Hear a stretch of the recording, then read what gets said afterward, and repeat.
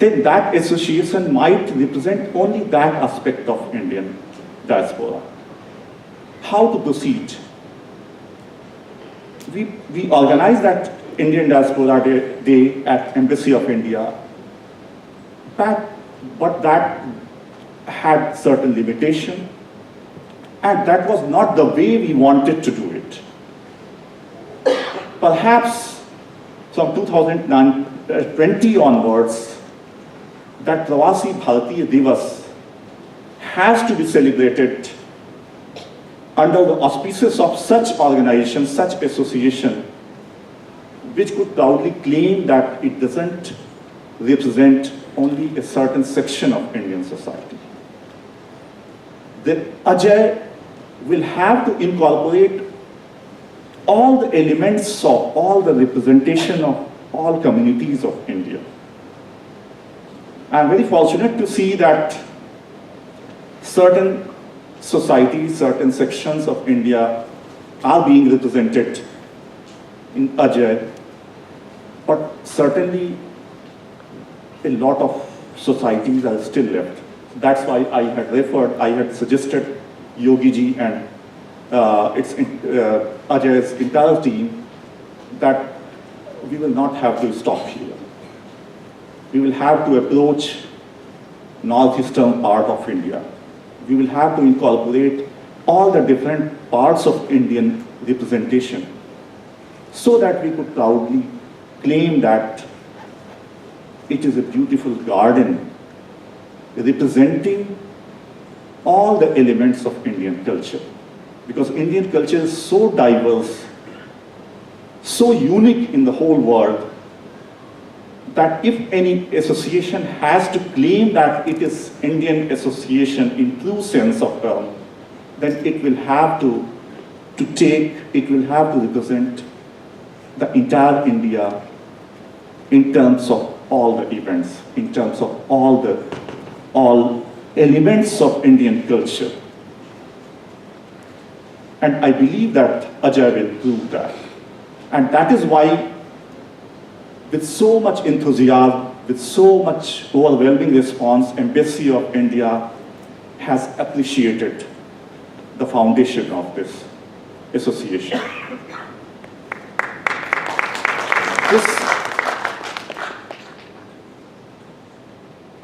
Ajai will have to, because the concept of one India festival, this idea is so appreciable, such a wonderful idea. You know that Namaste India is being presented twice a year in Japan. But Government of India is ready to send its cultural troops to Japan. But many times we find a kind of hesitation on the part of Indian government because these regional associations are not considered to be a perfect or appropriate platform to receive those cultural troops, because we are not going to organize some states festival. Our objective is to represent, to organize something real India festival.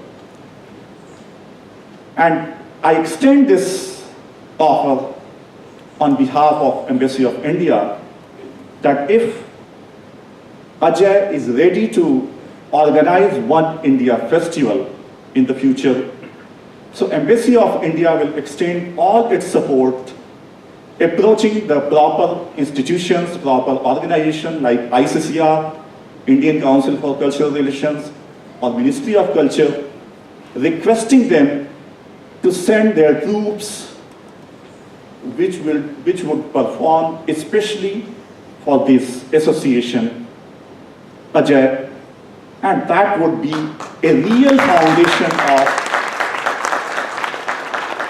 relationship building between Indian society living in India and Indian diaspora living in Japan for long.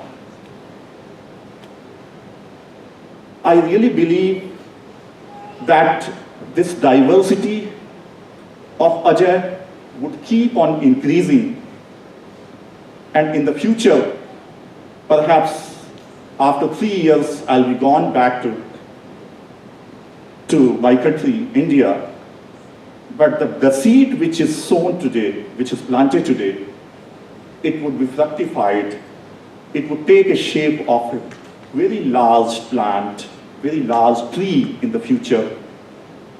And then the Embassy of India, Government of India would be proud, would feel a kind of a sense of pride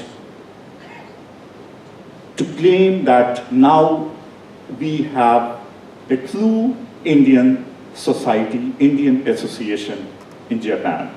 With these words, I would like to congratulate again the formation of Ajai, its organizing founding members, on behalf of myself and on behalf of Embassy of India. Congratulations to all of you on being a part of this historical moment. And thanks a lot for inviting me. Thank you very much, Mr. Siddharth, for your wonderful and warm words.